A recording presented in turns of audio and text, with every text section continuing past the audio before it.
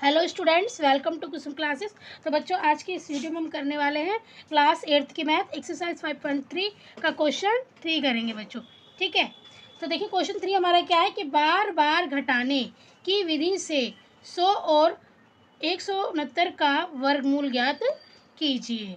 ठीक है बच्चों, हमें क्या करना है कि हमें 100 और 169 का वर्गमूल ज्ञात करना है। बच्चों 100 और 169 का वर्गमूल तो चाहे तो हम डायरेक्ट ऐसे भी लिख सकते हैं, कि 100 का जो वर्गमूल होता है कितना होता है, 10 होता है ना। और 169 का वर्गमूल कितना होता है, 13 होता है। तो चाहे तो हम डायरेक्ट भी लिख सकते हैं, पर हमें हमें ये हम कब लिखेंगे, ये जब हमें याद होगा, है ना, कि 10 का वर्गमूल 100 होता है, 13 का वर्गमूल इतना होता है। तो जब हमें याद होगा हम तब तो लिखेंगे इस तरीके से। और मान लो याद ना हो तो क्वेश्चन में ये बोला गया है कि बार बार घटाने की विधि से हमें 100 का और 169 का हमें वर्गमूल लिखना है। ठीक है, तो बच्चों ये भी एक तरीका है जिसको समझना जरूरी है। ठीक है, तो चलिए हम समझते हैं इस तरीके को भी। बच्चों देखिए, अब बार बार घटाने की विधि से हमें जब वर्गमूल ज्ञात करना हो ना, तो हमें इसमें विषम संख्याओं का उपयोग करना पड़ता है। ठीक है, विषम संख्याओं का प्रयोग करना पड़ता है। तो विषम संख्या तो पता ही होंगी आपको कि कौन सी होती है, जो 2 के टेबल में नहीं आता है। ठीक है, जो 2 के टेबल में नहीं आता है, तो हमारी विषम संख्याएं होती है बच्चों, विषम संख्या। विषम संख्याएं देखिए कौन सी होती है, 1, 3, 5, 7 और 7 के बाद 9, फिर 11, फिर 13, 15, 17, 19, 21, 23, फिर 25, फिर आप 27 लिख सकते हो। ठीक है, फिर 29, मतलब आप लिख सकते हो, और भी चाहे तो और भी लिख सकते हो विषम संख्या है।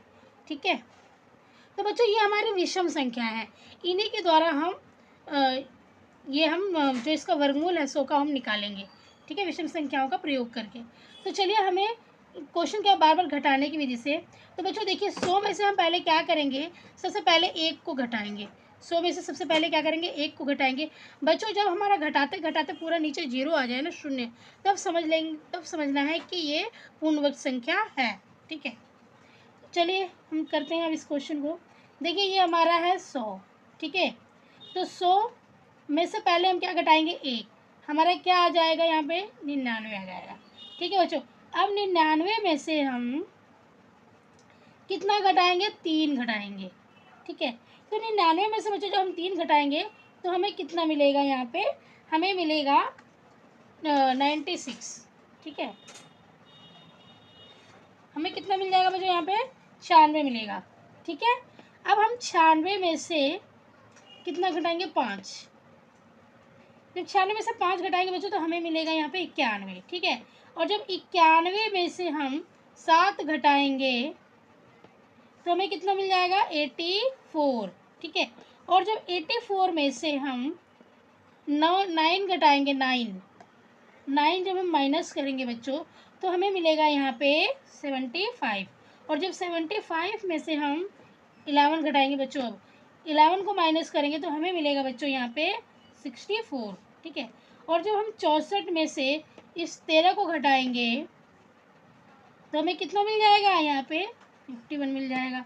और जब हम 51 में से 15 को माइनस करेंगे, 15 को, है ना, तो हमें कितना मिलेगा, 36। ठीक है बच्चों, और जब हम 36 में से 17 को माइनस करेंगे तो हमें कितना मिलेगा, यहाँ पे 19 मिल जाएगा। ठीक है बच्चों, और जब हम 19 में से इस 19 को माइनस करेंगे तो हमें कितना मिलेगा, यहाँ 0 मिलेगा। ठीक है बच्चों, कितना मिलेगा हमें, यहाँ 0 मिलेगा। तो 0 आगे बच्चों लास्ट में, इसका मतलब क्या है कि 100 एक पूर्ण वर्ग संख्या है। ठीक है बच्चों, 100 एक पूर्ण वर्ग संख्या है। तो बार बार घटाने की विधि से इसी प्रकार से बच्चों हम वर्गमूल निकालेंगे। अच्छा देखिए अभी कितनी बार में हमारा 0 आया है, तो 1, 2, 3, 4, 6, 7, 8, 9, 10। तो हम यहाँ लिखेंगे 100 का वर्गमूल। 100 का वर्गमूल कितना हो गया, 10। ठीक है, 100 का वर्गमूल कितना हो गया बच्चों? 10।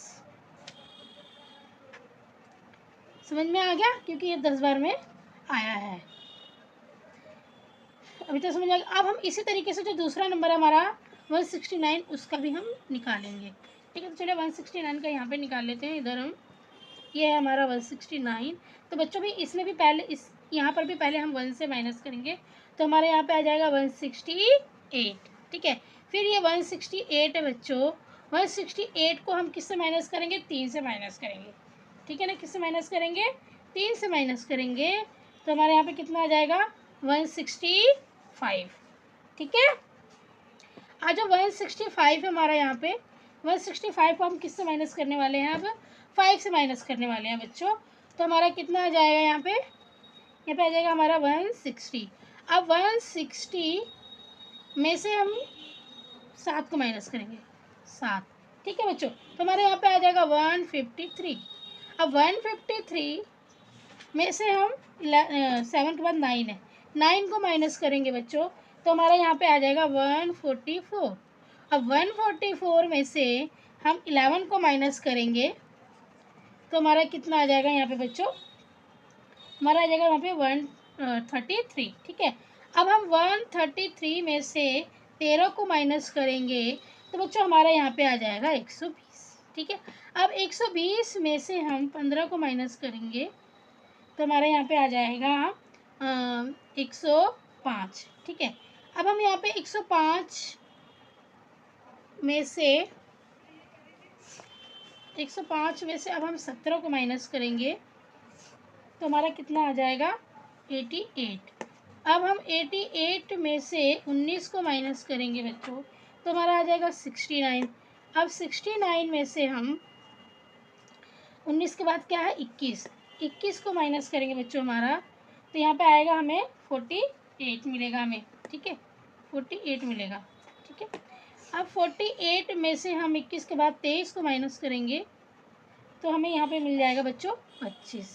ठीक है, अब 25 में से अब हम 23 के बाद 25 में से 25 को माइनस करेंगे, तो हमें यहाँ मिलेगा 00। ठीक है, मतलब हमारा 0 आ जाएगा लास्ट में।